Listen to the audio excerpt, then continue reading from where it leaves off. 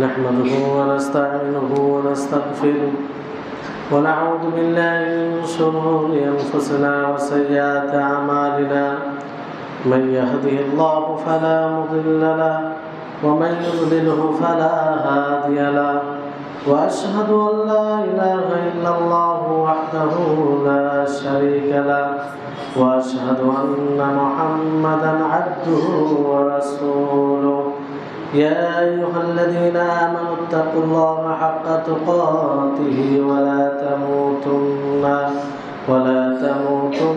إلا وأنتم مسلمون يا أيها الناس اتقوا ربكم الذي خلقكم من نفس واحدة وخلق منها زوجها وبث منهما رجالا كثيرا ونساء واتقوا الله الذي تساءلون به والأرحام إن الله كان عليكم رقيبا يا أيها الذين آمنوا اتقوا الله وقولوا قولا سديدا يصلح لكم أعمالكم ويغفر لكم ذنوبكم ومن يطع الله ورسوله فقد فاز فوزا عظيما أما بعد فإن خير الحديث كتاب الله وخير الهدي هدي محمد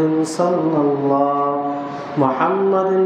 الله عليه وسلم وشر الأمور محدثاتها وكل محدثة بدعة وكل بدعة ضلالة وكل ضلالة في النار أعوذ بالله من الشيطان الرجيم ومن يبتغ غير الإسلام دينا فلن يقبل منه وهو في الآخرة من الخاسرين رب اشرح لي صدري ويسر لي أمري واحلل عقدة من لساني يفقهوا قولي رب زدني علما সম্মানিত সুধী মণ্ডলী, যাবতীয় প্রশংসা গুণগান সেই মহান আল্লাহ তাআলার জন্য, যিনি আসমান ও জমিনকে সৃষ্টি করেছেন, যিনি পাহাড় পর্বত সবকিছু সৃষ্টি করেছেন। তিনি ব্যতীত যা কিছু আছে সবকিছুর তিনি স্রষ্টা। তারপরে আমাদের সকলের প্রাণপ্রিয় নবী করিম মুহাম্মদ মুস্তাফা সাল্লাল্লাহু আলাইহি ওয়াসাল্লাম, ওনার উপরে অসংখ্য শান্তির ধারা বর্ষিত হোক, যে তিনি আমাদের সকলের জন্য পূর্ণ জীবনে আল্লাহ তাবারক ওয়া তাআলার প্রদত্ত দ্বীনকে সুস্পষ্ট করে গিয়েছেন, যার ফলে আমরা তার দ্বীনকে বুঝতে সক্ষম হয়েছি। আমরা সকলে তার উপরে দরুদ পাঠ করি, আল্লাহুম্মা সাল্লি আলাইহি আল্লাহুম্মা বারিক আলাইহি। সম্মানিত উপস্থিতিগণ, আজকে এমন একটি বিষয় নিয়ে কথা বলবো যে বিষয়টি অতীব গুরুত্বপূর্ণ। আর আমি মনে করি যে আজকে খুতবার প্রতিটি কথা, প্রতিটি বাক্য আপনাদের কাজে আসবে। এই জন্য আপনাদের সকলকে বলবো যে আপনারা মনোযোগ দিয়ে শুনবেন। বিষয় হচ্ছে যে ইসলাম কি, ইসলাম কাকে বলে। আমরা যে ইসলামকে জানি, যে ইসলামকে মানার ফলে, যে ইসলামে দীক্ষিত হওয়ার ফলে নিজেকে আমরা মুসলিম বলে দাবি করি, মুসলিম বলে থাকি, তো সেই ইসলামটা কি, ইসলাম কাকে বলে, ইসলাম কি জিনিস। এটা বড় দুঃখের বিষয় যে আমরা যে ইসলামকে মানতে আদিষ্ট, আল্লাহ তাআলার হুকুম, এটা সকলকেই মানতে হবে, কিন্তু সেই ইসলামকে আমরা জানি না। এখন যদি জিজ্ঞাসা করা হয় যে ভাই ইসলাম, যে ইসলামকে আপনি ফলো করে সেই ইসলামটা কি, তো হয়তো আপনি বলবেন ইসলাম যেটা আপনার ধারণায় আছে। যে ইসলাম আসলে কাকে বলে এই বিষয়টি আমরা বুঝতে এখনো অক্ষম, যার ফলে তার কুপ্রভাব আমাদের আমলে দেখা যায়, আমাদের চলাফেরায় দেখা যায়, কারণ আমরা ইসলামকে এখনো জানতে পারি। সম্মানিত উপস্থিতিগণ, ইসলামের কয়েকটি অর্থ বলবো, সংক্ষিপ্তভাবে বলে আমি চলে যেতে পারি, কিন্তু আমি বলবো এই কারণে যাতে আপনারা ইসলামের ব্যাপকতা, ইসলামের প্রশস্ততা, ইসলাম যে এত বহুল অর্থে ব্যবহার হয় সেটা আপনারা বুঝতে পারেন। সম্মানিত উপস্থিতিগণ, ইসলাম একটি অর্থ হচ্ছে যে অনুগত্য করা, আত্মসমর্পণ করা। আত্মসমর্পণ করা, কারোর সামনে নিজেকে আত্মসমর্পণ করে দেওয়া, এটাকে বলা হয় ইসলাম। শাব্দিক অর্থ হিসাবে বলছি, শরীয়তের পরিভাষায় ইসলাম কাকে বলে ইনশাআল্লাহ সেটাও বলবো। যেমন আল্লাহ তাবারক ওয়া তাআলা বলেন, ইদ ক্বালা লাহু রাব্বুহু আসলিম ক্বালা আসলামতু লিরাব্বিল আলামিন। আল্লাহ তাআলা বলছেন, স্মরণ করো সেই কথাকে যখন তার রব ইব্রাহিম আলাইহিস সালামকে বলেন যে হে ইব্রাহিম আসলিম, তুমি আত্মসমর্পণ করো, নিজেকে তুমি নত করে দাও, আত্মসমর্পণ করো। তিনি কি বলেন? আসলামতু লিরাব্বিল আলামিন, আমি সেই রব্বুল আলামিনের জন্য নিজেকে আত্মসমর্পণ করলাম, নিজেকে ঝুঁকিয়ে দিলাম। সম্মানিত উপস্থিতিগণ, ইব্রাহিম আলাইহিস সালাম তিনি কিভাবে নিজেকে আত্মসমর্পণ করেছিলেন, কিভাবে আল্লাহর শরীয়তের সামনে, আল্লাহর বিধানের সামনে আত্মসমর্পণ করেছিলেন, সেটা আমাদের কাছে ছুপিত বিষয় নয়। সেইভাবে আত্মসমর্পণ করতে হবে। আল্লাহ তাআলার প্রতিটি বিধান, প্রতিটি আদেশ তার সামনে আমাদেরকে আত্মসমর্পণ করতে হবে। দ্বিতীয় অর্থ হচ্ছে যে ইসলামের একটি অর্থ ইহসান, ভালাই করা, এর অর্থ আসে। যেমন কিংবা ইখলাস এবং নবী করিম মুহাম্মদ সাল্লাল্লাহু আলাইহি সাল্লামের পদ্ধতি অনুযায়ী চলাফেরা করা, এটাকে ইসলাম বলা হয়। আল্লাহ তাবারক ওয়া তাআলা বলেন, বালা মান আসলামা ওয়াজহাহু লিল্লাহি ওয়া হুয়া মুহসিনুন, যে যারা আল্লাহ তাবারক ওয়া তাআলার সন্তুষ্টির উদ্দেশ্যে আত্মসমর্পণ করে তারাই হয় মুহসিন, তারাই হয় সৎ কর্মশীল।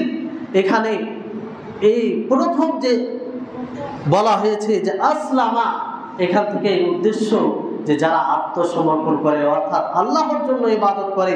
দ্বিতীয় মুহসিন যে বলা হয়েছে সেখানে উদ্দেশ্য হচ্ছে যে নবী করিম মুহাম্মদ সাল্লাল্লাহু আলাইহি সাল্লামের পদ্ধতি অনুযায়ী ইবাদত করে। সম্মানিত উপস্থিতিগণ, তারপরে আরেকটি অর্থ হচ্ছে ইসলামের, সেটা হচ্ছে যে সমস্ত মাখলুকের আল্লাহর জন্য নত হওয়া, আল্লাহর জন্য ঝুঁকে যাওয়া, এটাকে বলা হয় ইসলাম। এটাকে বলা হয় ইসলাম। আল্লাহ তাবারক ওয়া তাআলা তিনি ইরশাদ করেন, বলেন যে ওয়ালাহু আসলামা মান ফিস সামাওয়াতি ওয়াল আরদি তাওআন ওয়া কারহা ওয়া ইলাইহি ইরজাউন, যে তার জন্যই আত্মসমর্পণ করে আসমান ও জমিনে যা কিছু আছে, ইচ্ছাকৃত হোক এবং অনিচ্ছায় হোক। তাহলে ইসলাম এর একটি অর্থ হচ্ছে ইচ্ছায় অনিচ্ছায় আল্লাহর নিকটে আত্মসমর্পণ করা। এটা একটা অর্থ, মানে আল্লাহর নিকটে ঝুঁকে যাওয়া। আর এটা সকলের মধ্যে রয়েছে, মুসলিম কাফির সকলের মধ্যে রয়েছে। এই জন্য আল্লাহ তাআলা বলেন তাওআন ওয়া কারহা, ইচ্ছাকৃত কিংবা অনিচ্ছায় বাধ্য হয়ে। সূর্য সেই একই সময় ওঠে, আবার সূর্য ডুবে, আবার আমরা সেই সূর্যের আলো দেখতে পাই, আবার সেই দিন অন্ধকারে পরিবর্তন হয়ে যায়। কখনো শীত, কখনো গরম, কখনো আবার বৃষ্টি, কখনো প্রখর রোদ। সবকিছু আল্লাহ তাবারক ওয়া তাআলার পক্ষ থেকে এই বিষয়গুলো মুসলিম হোক, কাফের হোক, জৈন হোক, যে কোনো ধর্মের অনুসরণকারী হোক না কেন, সেই এক বাক্যে মানে যে এক আল্লাহর পক্ষ থেকে, এক উপরওয়ালার পক্ষ থেকে। এটাও এক প্রকার ইসলাম। এটাকেও ইসলাম এই অর্থে ব্যবহার করা যায়, তবে এটা প্রশংসিত নয়, যেটা কারণ এটা বাধ্য, এছাড়া কোনো উপায় নেই। সম্মানিত উপস্থিতিগণ, এই হচ্ছে। তারপরে আসুন যে ইসলামের পরিভাষায় ইসলাম কাকে বলে, খুবই গুরুত্বপূর্ণ বিষয়। কারণ যে ইসলামের ভিত্তিতে আমরা গর্বিত, যে ইসলামকে সামনে রেখে আমরা আল্লাহর নিকটে জান্নাত প্রত্যাশী, জান্নাতের আশা করি, আল্লাহ তাআলার সন্তুষ্টির আশা করি, সেই ইসলাম কি জিনিস, সেই ইসলাম কখন আমাদের জীবনে বাস্তবায়ন হবে, এই সংজ্ঞার মাধ্যমে আমরা বুঝতে পারব। ইসলামের আম সংজ্ঞা, ব্যাপকভাবে যেটা সংজ্ঞা বলা হয়, যে সেখানে তিনটি বিষয় রয়েছে। ইসলামের মধ্যে তিনটি বিষয় রয়েছে। একটি হচ্ছে আল ইস্তিসলাম লিল্লাহি বিত-তাওহীদ, আল্লাহর একত্ববাদকে স্বীকার করে, আল্লাহর তাওহীদকে স্বীকার করে তার নিকটে আত্মসমর্পণ করা, এটা হচ্ছে একটা বিষয়। তার মানে আল্লাহ তাআলা তিনি তার কর্মে এক, অদ্বিতীয়, তিনি একমাত্র রুজিদাতা, তিনি একমাত্র বৃষ্টি বর্ষণকারী, তিনি একমাত্র, তারই ইচ্ছা চলে, তার ইচ্ছার বাইরে কোনো জিনিস ঘটে না। এই সমস্ত বিষয়ে আল্লাহ তাবারক ওয়া তাআলাকে এক মনে করা এবং সেই বিষয়ে নিজেকে আত্মসমর্পণ করা, এটা হচ্ছে ইসলামের একটি বিষয়, সেটা জরুরি। এটা যদি আপনার জীবন থেকে আলাদা হয়ে যায়, তো আপনার ইসলাম কখনো আপনার জীবনে বাস্তবায়ন হবে না। দ্বিতীয় বিষয় হচ্ছে ওয়াল ইনকিয়াদ লাহু বিত্তাআ, এবং আপনি সেই আল্লাহর বশ্যতা স্বীকার করবেন, আল্লাহর আনুগত্য করবেন, তার আদেশ সমূহকে পালন করবেন, তার নিষেধাজ্ঞা থেকে বিরত থাকবেন। এটা হচ্ছে ইসলামের দ্বিতীয় অংশ। আপনি যদি আল্লাহর সামনে নিজেকে আত্মসমর্পণ করেন, তার হুকুমকে পালন না করেন, তার নিষেধকে আপনি নিষেধাজ্ঞা থেকে বিরত না থাকেন, তাহলে আপনার জীবনে ইসলাম পরিপূর্ণ হবে না। সম্মানিত উপস্থিতিগণ, তারপরে যেটা বিষয় হচ্ছে বড়ই গুরুত্বপূর্ণ বিষয়, এই বিষয়টি আমাদেরকে খুব ভালোভাবে বুঝতে হবে। এই বিষয় না বুঝার কারণে আমাদের অনেক মুসলিম ভাই, অনেক পাঁচ ওয়াক্তের মুসাল্লি ভাই, তারা এটা না বুঝার কারণে তাদের জীবদ্দশায় তাদের ইসলাম নষ্ট হয়ে যায়। তৃতীয় অংশ হচ্ছে যে ওয়াল বারাআতু মিনাশ শিরকি ওয়া আহলিহি, যে ইসলামের যে তৃতীয় অন্যতম অবিচ্ছিন্ন অংশ, সেটা হচ্ছে যে শিরক, এবং শিরক যারা করে, অন্যের দাসত্ব যারা করে, অন্যের গোলামি যারা করে, অন্যের পূজা যারা করে, তাদের থেকে, এবং যাদের পূজা করা হয়, যাদের ইবাদত করা হয়, যাদের সামনে মাথা নত করা হয়, তাদের থেকে সম্পর্ক বিচ্ছিন্নতার ঘোষণা করতে হবে। সম্মানিত উপস্থিতিগণ, এটা কি আমরা পেরেছি? আজকে আমরা কত গরিব মুসলিম হয়েছি। গরিব বলতে ইসলাম আমাদের নিকটে এতটাই অপরিচিত হয়েছে, ইসলাম সম্পর্কে এতটাই অজ্ঞ, যা আমরা গর্ব করে নিজেকে মুসলিম বলি, অথচ সেই অমুসলিম ভাইদের তাদের মণ্ডপে গিয়ে মাথা নত করি, তাদের সেখানে পূজা পাঠের যে বিষয়গুলো রয়েছে সেগুলো পালন করে আমাদেরই মাঝে। হয় তারা নেতা হোক, হয় তারা আর কিছু প্রভাবশালী মানুষ হোক, কিন্তু এগুলো করে আর নিজেকে তারা মুসলিম বলে। বলুন, এই অনুযায়ী তারা ইসলামের আওতায় থাকছে? ইসলাম তাদের মধ্যে থাকতে পারে? এই তিনটি বিষয় এমন বিষয়, যদি এই তিনটি বিষয়ের মধ্যে কোনো একটি বিষয় আপনার মধ্যে না থাকে, তাহলে আপনি মুসলিম হতে পারেন না। এতে কোনো সন্দেহ নেই যে আপনি মুসলিম হতে পারেননি যদি আপনি অন্য বেধর্মীদের কার্যকলাপকে সমর্থন করেন, সেটাকে বিশ্বাস করেন, সেটাই আপনি সহমত জানান। হ্যাঁ, ইসলাম একটি সুন্দর ধর্ম।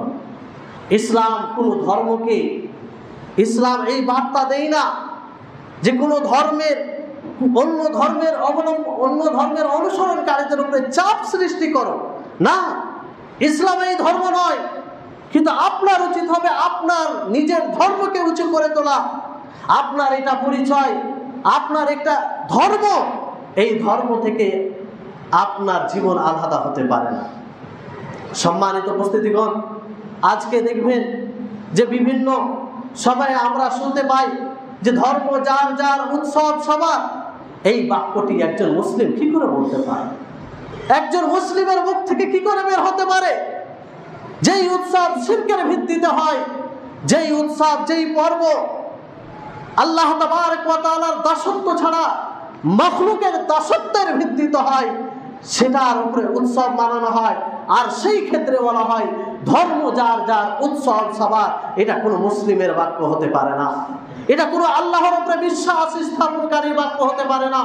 সম্মানিত উপস্থিতিগণ, আজকে আপনাদেরকে সতর্ক করছি, আপনি জানতে অজান্তে নিজের ঈমানকে নষ্ট করছেন, নিজের ইসলামকে নষ্ট করছেন। মনে রাখবেন, আপনি 5 ওয়াক্তের নামাজ যদি পড়েন, আর যদি আপনার মনের মধ্যে এই চিন্তাধারা থাকে যে ধর্ম যার যার, উৎসব সবার, আমরা সবাই শরীক হতে পারি, এতে কোনো দোষণীয় বিষয় নয়, তা আপনার ঈমান নষ্ট হয়ে আছে। আকীদা আপনার সঠিক রাখতে হবে। ইসলাম কাকে বলে এটা বুঝতে হবে। আল ইসলামু লিল্লাহি, আল ইসতিসলামু লিল্লাহি বিত-তাওহীদ ওয়াল ইনকিয়াদু লাহু বিত-তাআ ওয়াল ইনকিয়াদু লাহু বিত-তাআ ওয়াল বারাআতু মিনাশ শিরকি ওয়া আহলিহি।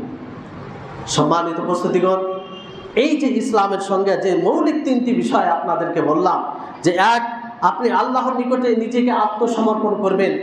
দ্বিতীয় হচ্ছে যে আপনি তার বশ্যতা স্বীকার করবেন, অর্থাৎ আপনি অনুগত্য করবেন, অনুসরণ করবেন, তার হুকুম, তার আদেশকে পালন করবেন এবং তার নিষেধ থেকে বিরত থাকবেন। আর তৃতীয় হচ্ছে যে শিরকি কার্যকলাপ আছে, অর্থাৎ আল্লাহ ছাড়া অন্য কারোর জন্য যেগুলো ইবাদত করা হয়, যেগুলোর মাধ্যমে করা হয়, সেগুলো থেকে এবং যারা এগুলো করে তাদের থেকে সম্পর্ক বিচ্ছিন্ন করতে হবে। সম্পর্ক বিচ্ছিন্ন করার মানে হচ্ছে এটা যে আপনি তাদের ধার্মিক বিষয়কে সমর্থন করবেন না, সেটা আপনি সত্য মনে করবেন না, সেটাকে বাতিল মনে করবেন। বাকি দুনিয়াতে চলতে গিয়ে তাদের সাথে ব্যবসা করতে পারেন, তাদের সাথে চলাফেরা করতে পারেন, তাদের সামনে সুন্দর আখলাক চরিত্র উপস্থাপন করতে পারেন, যাতে আপনার আখলাক দেখে, আপনার ব্যবহার দেখে সে ভাই বলতে বাধ্য হয় যে এই ভাইটি ইসলাম ধর্মকে ফলো করে, এই ভাইটি ইসলাম ধর্মকে অনুসরণ করে, ফলে তার ব্যবহার এত সুন্দর। ভালো করে বুঝবেন বিষয়টি। অনেকে হয়তো ভাবে যে ইসলাম তাদের সাথে সম্পর্ক বিচ্ছিন্ন করতে বলছে, তার মানে তাদেরকে ঘৃণা করতে হবে। ঘৃণা এই উদ্দেশ্যে করতে হবে যে তাদের কার্যকলাপ, তারা আল্লাহর সাথে বড় অপরাধ করে, এই জন্য এই কাজটিকে ঘৃণা করতে হবে। বাকি আপনি তাদের না হক মারতে পারেন, না তাদের অধিকার হরণ করতে পারেন, না তাদেরকে কোনো জিনিস দ্বারা আপনি আঘাত দিতে পারেন। সম্মানিত উপস্থিতিগণ, আর এটা আমরা নবী করিম মুহাম্মদ সাল্লাল্লাহু আলাইহি ওয়াসাল্লাম দ্বারা, নবী সাল্লাল্লাহু আলাইহি ওয়াসাল্লামের উপরে যে কোরআন নাজিল হয়েছে, সেই কোরআন দ্বারা এই শিক্ষা পেয়েছি। আল্লাহ তাবারক ওয়া তাআলা বলে, قد كانت لكم أسوة حسنة في إبراهيم والذين معه إذ قالوا لقومهم إنا براء منكم ومما تعبدون من دون الله كفرنا بكم وبدا بيننا وبينكم العداوة والبغضاء আবাদান হাত্তা তুমিনু বিল্লাহি ওয়াহদা। সূরা মুমতাহিনা 4 নম্বর আয়াত দেখবে, সেখানে আল্লাহ তাআলা বলেন যে ইব্রাহিম আলাইহিস সালামের জীবনীতে তোমাদের জন্য উত্তম আদর্শ রয়েছে, উত্তম নমুনা রয়েছে। সেটা কি? যে ইব্রাহিম আলাইহিস সালাম এবং তার কওম, তার জাতি, তারা নিজ নিজ জাতিকে বলে যে আমরা তোমাদের থেকে এবং তোমরা যার ইবাদত করো, যার উপাসনা করো, যাদের কাছে মাথা নত করো, তাদের থেকে সম্পর্ক আমরা বিচ্ছিন্ন করছি, কোনো সম্পর্ক নেই। এই শিরকি কার্যকলাপ থেকে কোনো সম্পর্ক নেই। সম্মানিত উপস্থিতিগণ, আর এটা অতক্ষণ পর্যন্ত থাকবে যতক্ষণ পর্যন্ত তোমরা ঈমান না নিয়ে আসবে, অর্থাৎ তাদের ধার্মিক কোনো বিষয়কে আপনি সত্য মনে করতে পারেন না।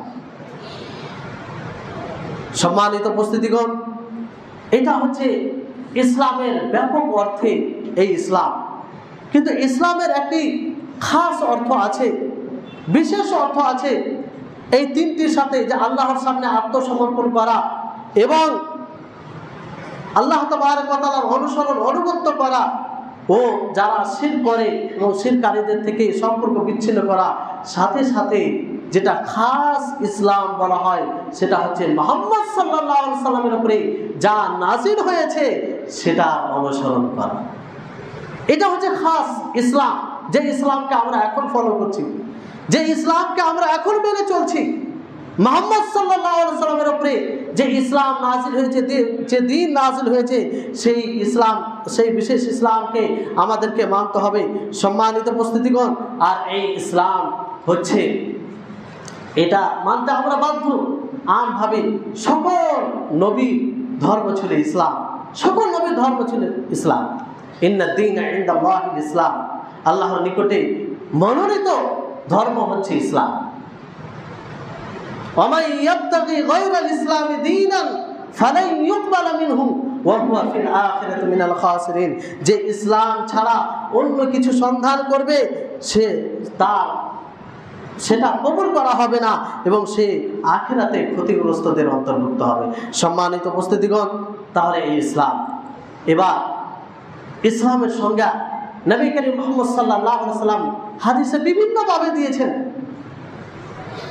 জিবরিল আলাইহিস সালাম এক সাহাবীর রূপ ধারণ করে এসে নবী সাল্লাল্লাহু আলাইহি সাল্লামকে বলেন, ইয়া মুহাম্মদ আখবিরনি আনিল ইসলাম, হে মুহাম্মদ সাল্লাল্লাহু আলাইহি সাল্লাম আপনি ইসলাম সম্পর্কে বলুন। মূলত জিবরিল আলাইহিস সালাম মানব সাহাবীদেরকে, বাকি সাহাবীদেরকে শিক্ষা দেওয়ার জন্য এই প্রশ্ন করেছিলেন। তিনি তো জানেন, তারপর জিজ্ঞাসা করেন যে আখবিরনি আনিল ইসলাম, আপনি ইসলাম সম্পর্কে বলুন, ইসলাম কাকে বলে, ইসলাম কি জিনিস?